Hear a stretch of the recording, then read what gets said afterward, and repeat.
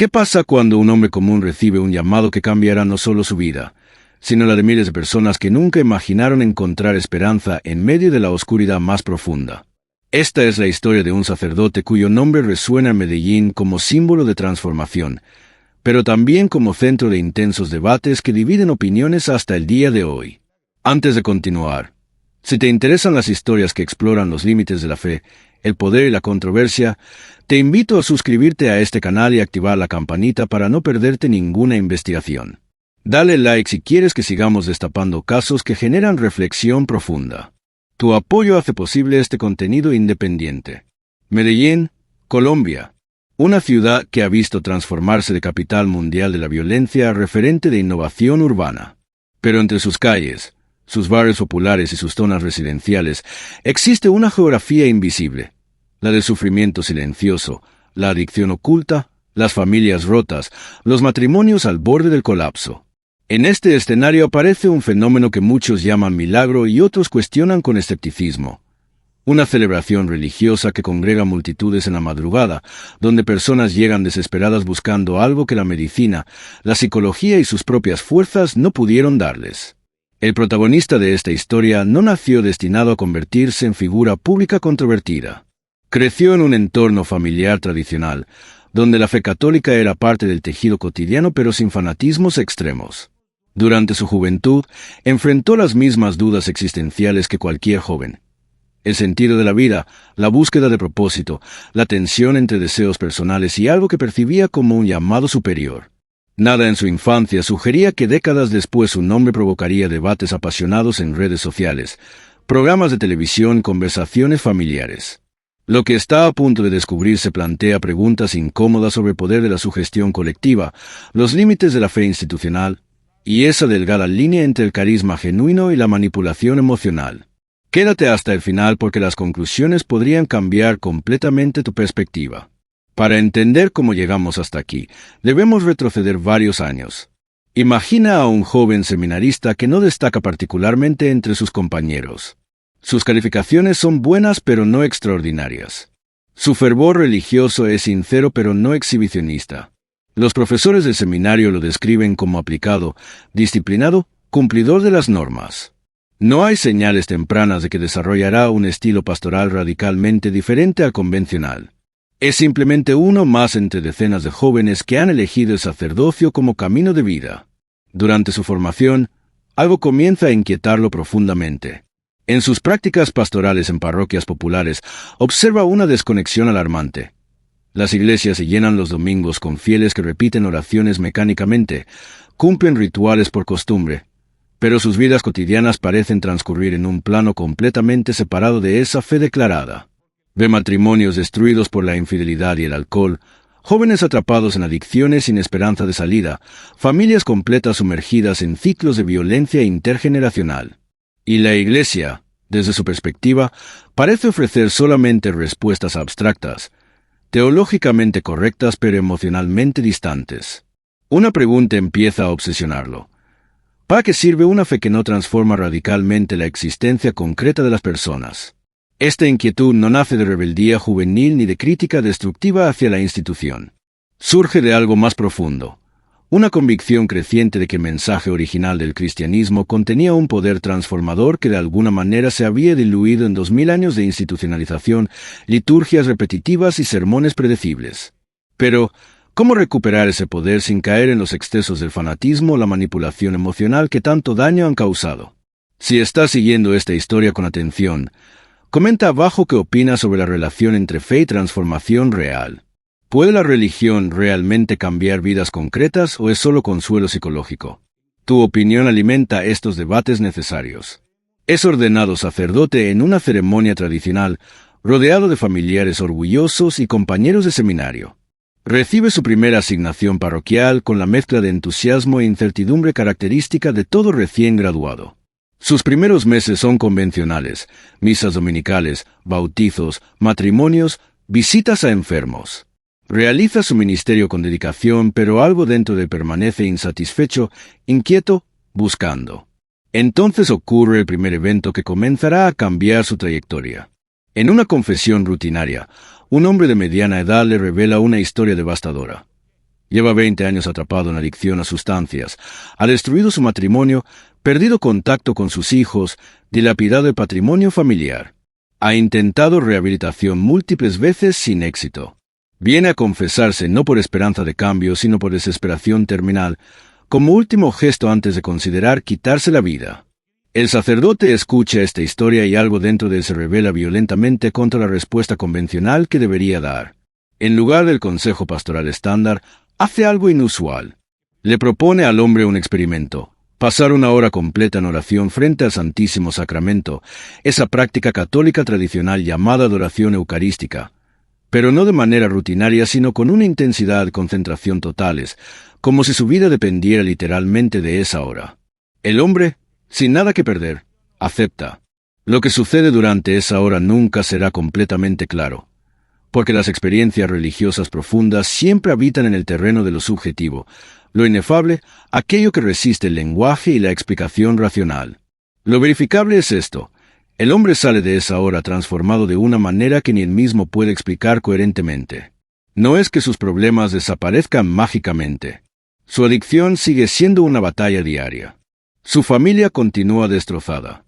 Pero algo fundamental ha cambiado en su interior: una determinación nueva, una fuerza de voluntad antes ausente, una esperanza irracional que le permite comenzar el doloroso proceso de reconstrucción.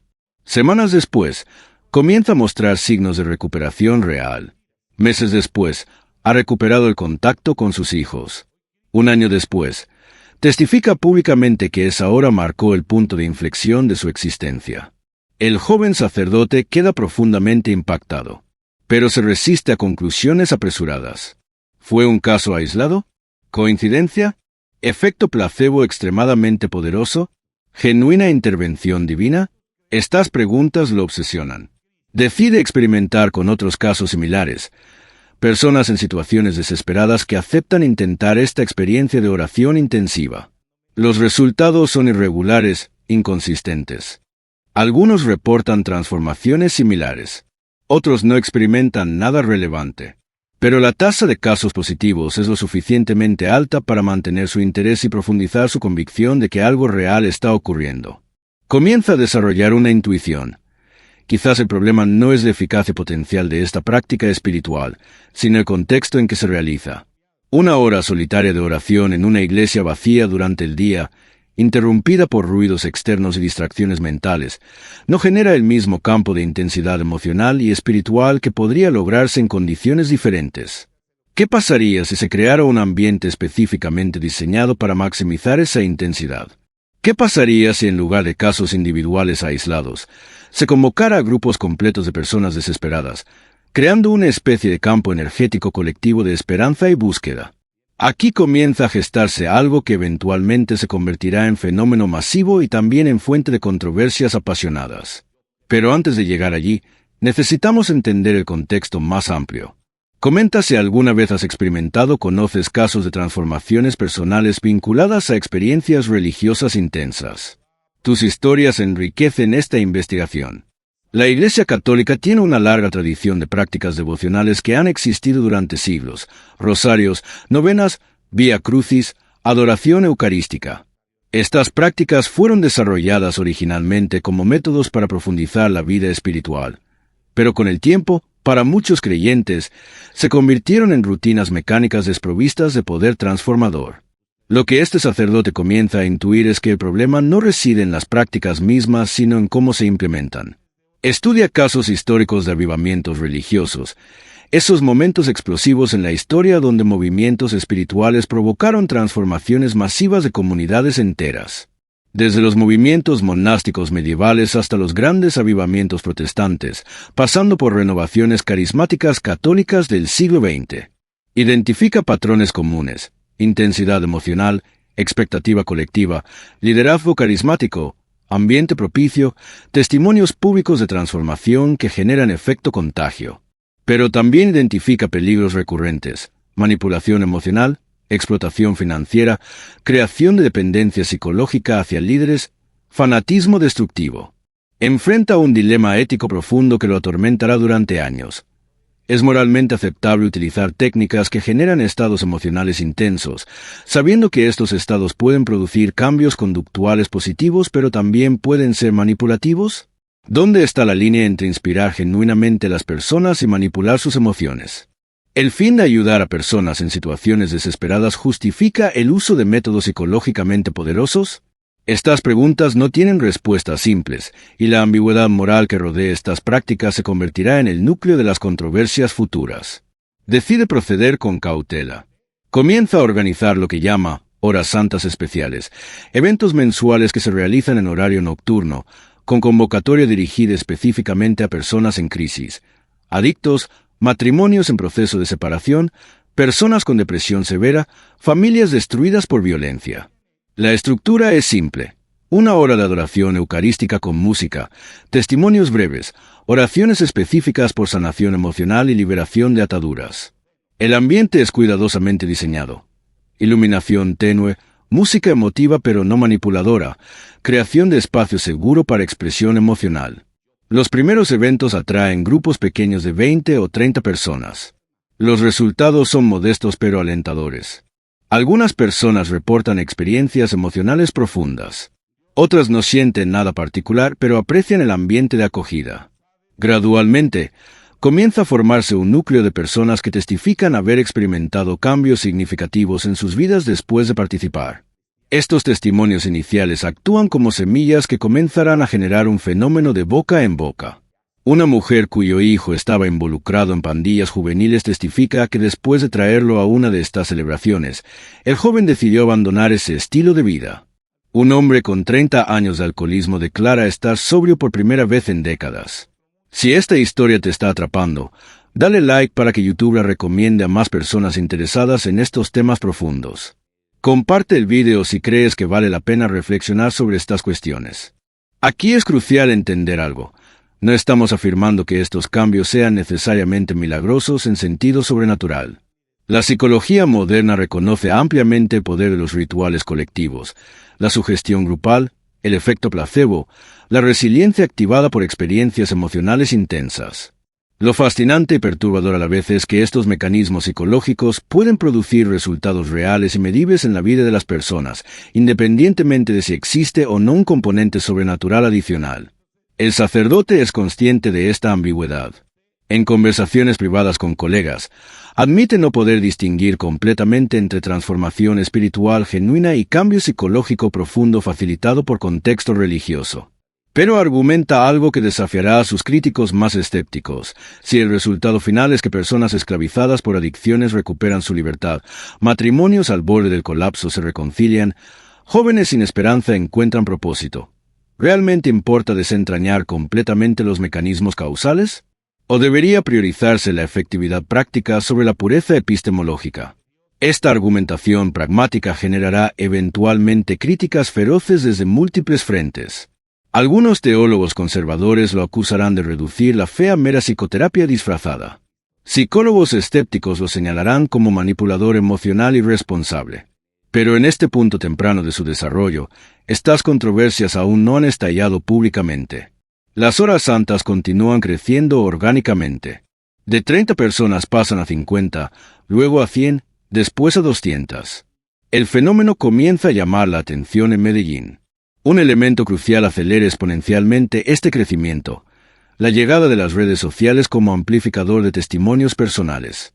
Personas que han participado en estos eventos comienzan a compartir sus experiencias en Facebook, Instagram, grupos de WhatsApp. Los testimonios tienen un poder narrativo irresistible. Historias de transformación dramática, antes y después impactantes, familias reunidas después de años de separación, personas recuperadas de adicciones consideradas incurables. Estos relatos circulan viralmente, alcanzando audiencias que nunca habrían sido accesibles mediante métodos tradicionales de evangelización. La respuesta institucional de la Iglesia local en estos primeros años es ambigua. Algunos sacerdotes y obispos ven con simpatía esta renovación de fervor religioso que logra atraer a personas normalmente alejadas de espacios eclesiales. Otros observan con preocupación lo que consideran excesivo énfasis en experiencias emocionales y testimonios personales sobre formación doctrinal sólida. Hay reuniones privadas donde superiores eclesiásticos le advierten sobre posibles excesos, le recuerdan la importancia de mantener equilibrio teológico, le piden documentar cuidadosamente lo que está ocurriendo para evitar acusaciones de charlatanería.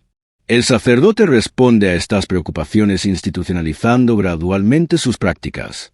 Establece protocolos claros, involucra a equipos de laicos formados, implementa seguimiento pastoral de personas que participan regularmente. Rechaza donaciones económicas excesivas, mantiene transparencia financiera, evita deliberadamente construir culto a su personalidad. Estos elementos serán cruciales cuando eventualmente enfrente acusaciones de ser líder sectario o manipulador aprovechado. Pero también generarán críticas desde otro ángulo. Algunos lo acusarán de institucionalizar excesivamente algo que debería permanecer espontáneo y carismático. Llegamos ahora a un punto crítico de inflexión. Las horas santas han crecido tanto que ya no caben en iglesias parroquiales convencionales. Se toma la decisión de realizarlas en espacios más grandes, coliseos, auditorios, eventualmente estadios. Esta escalada plantea preguntas inquietantes. ¿Puede mantenerse la intimidad y autenticidad espiritual cuando miles de personas se congregan simultáneamente? La masificación inevitablemente convierte una práctica devocional genuina en espectáculo religioso. ¿Cómo se evita que la multitud y el ambiente emotivo produzcan histeria colectiva en lugar de transformación genuina? Estas preguntas no son meramente teóricas. Comienzan a documentarse casos problemáticos. Personas que experimentan crisis emocionales agudas durante las celebraciones masivas, requiriendo asistencia psicológica inmediata. Individuos que desarrollan dependencia psicológica de estos eventos, asistiendo compulsivamente en búsqueda de experiencias emocionales intensas cada vez más difíciles de alcanzar. Familias que gastan recursos económicos significativos viajando largas distancias para participar, descuidando responsabilidades básicas. El sacerdote y su equipo se ven obligados a implementar medidas de contención. Equipos de apoyo psicológico, protocolos para crisis emocionales, mensajes claros advirtiendo contra dependencia excesiva. Comenta abajo. ¿Crees que las experiencias religiosas masivas pueden ser genuinas o inevitablemente derivan en manipulación emocional? Tu perspectiva importa en estos debates complejos. Simultáneamente, algo inesperado está ocurriendo. Estudios informales realizados por psicólogos y trabajadores sociales comienzan a documentar tasas sorprendentemente altas de recuperación de adicciones entre participantes regulares de estas celebraciones. Las cifras no son resultado de investigación científica rigurosa con grupos de control y metodología revisada por pares, pero son lo suficientemente llamativas para despertar interés académico. Centros de rehabilitación empiezan a referir pacientes resistentes a tratamientos convencionales, considerando estas experiencias religiosas intensas como componente complementario de procesos terapéuticos. Esto genera una situación paradójica fascinante. Por un lado, profesionales de salud mental escépticos del discurso religioso reconocen resultados empíricos positivos que no pueden ignorar. Por otro lado, fieles religiosos tradicionales se sienten incómodos con la instrumentalización terapéutica de prácticas que consideran sagradas, no meras herramientas psicológicas. El sacerdote se encuentra navegando entre estos dos mundos, defendiendo la legitimidad teológica de su trabajo frente a creyentes conservadores mientras simultáneamente argumenta ante escépticos que los resultados prácticos validan su enfoque. Entonces estalla la primera controversia pública significativa. Un medio de comunicación secular publica un reportaje crítico titulado algo así como Negocio de la Fe, ¿milagros o manipulación? El artículo cuestiona severamente la ética de utilizar técnicas psicológicamente poderosas en contextos religiosos, sugiere posibles conflictos de interés económicos, incluye testimonios de personas que sintieron presión excesiva o experimentaron crisis emocionales sin apoyo adecuado. El sacerdote y su equipo responden públicamente, ofreciendo transparencia total de cuentas financieras, invitando a periodistas a observar eventos completos, proporcionando contactos de profesionales de salud mental que colaboran con el proyecto. Esta controversia tiene un efecto inesperado. En lugar de reducir la asistencia, la incrementa dramáticamente. El principio psicológico conocido como efecto Streisand opera plenamente. Miles de personas que nunca habían escuchado sobre estas celebraciones ahora sienten curiosidad. Los testimonios positivos compartidos en redes sociales como respuesta al reportaje crítico amplifican exponencialmente el alcance. Las siguientes horas santas baten récords de asistencia. El sacerdote se convierte involuntariamente en figura pública reconocible, su nombre asociado indisolublemente con este fenómeno que ahora trasciende completamente el ámbito religioso para convertirse en tema de debate social amplio. Aquí debemos pausar para examinar un aspecto crucial que sus críticos más severos señalarán repetidamente: el carisma personal. Este sacerdote posee indudablemente capacidades retóricas excepcionales. Su manera de predicar combina emotividad genuina con narrativas cautivadoras, conexión directa con experiencias cotidianas de sufrimiento, promesas de esperanza sin caer en triunfalismo barato.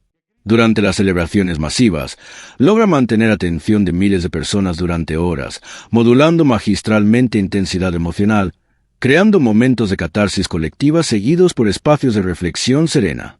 La pregunta incómoda que muchos plantean es: ¿este carisma es un espiritual genuino al servicio de transformación humana o herramienta de manipulación psicológica sofisticada? La respuesta probablemente es más compleja que la dicotomía implica. Podría ser simultáneamente ambas cosas: don real de comunicación persuasiva que puede utilizarse éticamente para inspirar cambios positivos, o puede derivar hacia manipulación si no se mantienen controles éticos rigurosos. La línea divisoria es extremadamente delgada, y quizás se cruza hacia uno u otro lado dependiendo de momentos específicos, contextos particulares, estados emocionales del líder y la audiencia. Suscríbete si quieres más investigaciones que no temen explorar las zonas grises de la fe, el poder y la transformación humana. Activa las notificaciones para no perderte las próximas revelaciones. Avanzamos ahora hacia el clímax de esta historia, el momento donde las tensiones acumuladas alcanzan su punto máximo. Se convoca una hora santa masiva en el estadio más grande de Medellín. La expectativa es extraordinaria.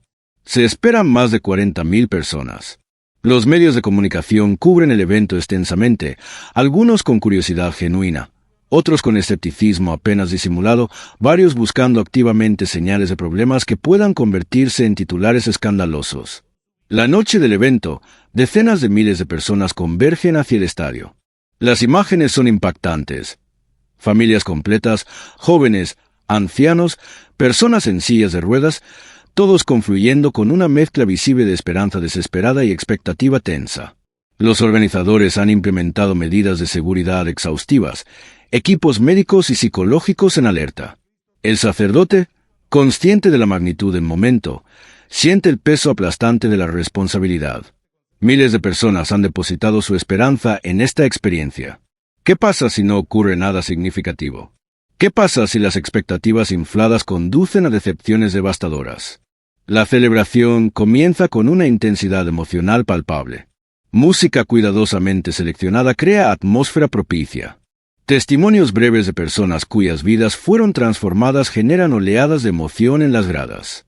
El sacerdote predica durante casi una hora, tejiendo narrativa magistral que conecta sufrimiento individual con esperanza trascendente, historias bíblicas antiguas con experiencias contemporáneas de Medellín, promesas de transformación con llamados a responsabilidad personal. Cada palabra parece calibrada para tocar fibras emocionales profundas sin cruzar hacia manipulación obvia. Entonces llega el momento central, la hora de adoración silenciosa. 40.000 personas en silencio absoluto, concentradas en oración personal intensa. El contraste con el bullicio previo es sobrecogedor. Cámaras de televisión captan rostros sumidos en concentración profunda, lágrimas rodando por mejillas, manos levantadas en gestos de súplica o entrega. Algunos observadores describirán posteriormente esta escena como conmovedora expresión de anhelo espiritual auténtico. Otros la interpretarán como ejemplo perturbador de sugestión colectiva masiva. Probablemente ambas perspectivas captan aspectos parciales de una realidad compleja que resiste interpretaciones unívocas. Durante esa hora, varios incidentes simultáneos ocurren que alimentarán controversias durante años. Una mujer experimenta crisis emocional aguda, gritando y convulsionando, requiriendo intervención inmediata de equipo médico. Vídeos de este incidente circularán posteriormente en redes sociales con interpretaciones contradictorias. Unos lo verán como momento de liberación espiritual, otros como evidencia de manipulación emocional irresponsable. Un hombre declara públicamente haber experimentado sanación física instantánea de dolor crónico que padecía años. Decenas de personas reportan experiencias subjetivas intensas. sensaciones de paz profunda, momentos de claridad existencial, resoluciones súbitas de conflictos internos. ¿Qué conclusión se extrae de estos eventos? Aquí es donde la historia se fragmenta en múltiples narrativas según posición del observador. Para participantes creyentes, fue noche de manifestación poderosa de presencia divina, confirmación de que algo trascendente genuino estaba operando. Para escépticos racionalistas, fue demostración preocupante de cuán fácilmente multitudes pueden ser conducidas a estados emocionales alterados mediante técnicas psicológicas conocidas. Para observadores intermedios, fue evento complejo que probablemente contenía elementos de ambas interpretaciones sin reducirse completamente a ninguna. En las semanas siguientes, estudios de seguimiento informales intentan documentar resultados de largo plazo. Las cifras son mixtas y complejas. Un porcentaje significativo de participantes reporta cambios sostenidos, adictos que mantienen sobriedad meses después, matrimonios que iniciaron procesos de reconciliación, personas con depresión que buscaron tratamiento profesional complementario.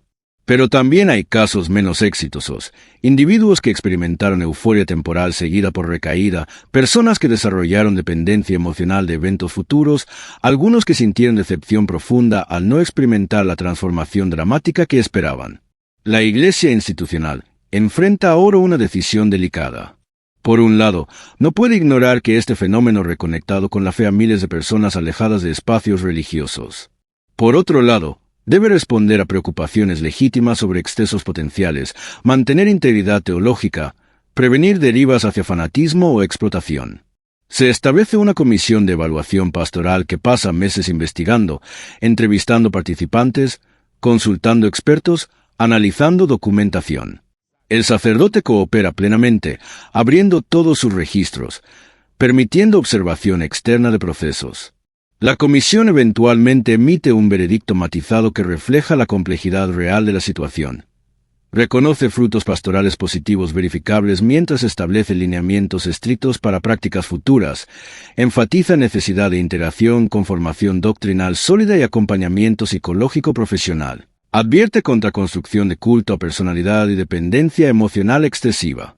El sacerdote acepta estas directrices, ajusta metodologías, continúa su ministerio bajo supervisión más cercana. ¿Fue este un caso de milagro genuino, manipulación sofisticada o algo más complejo que resiste categorización simple? ¿Puede la fe auténtica coexistir con técnicas psicológicas poderosas sin invalidarse mutuamente? ¿Dónde está la línea entre inspirar esperanza y explotar desesperación? Comenta tu perspectiva, especialmente si has vivido experiencias similares o conoces casos comparables. Este debate continúa abierto y tu voz importa. Si llegaste hasta aquí, demuéstralo con un like y comparte para que más personas reflexionen sobre estos temas que tocan los límites de lo humano y lo trascendente.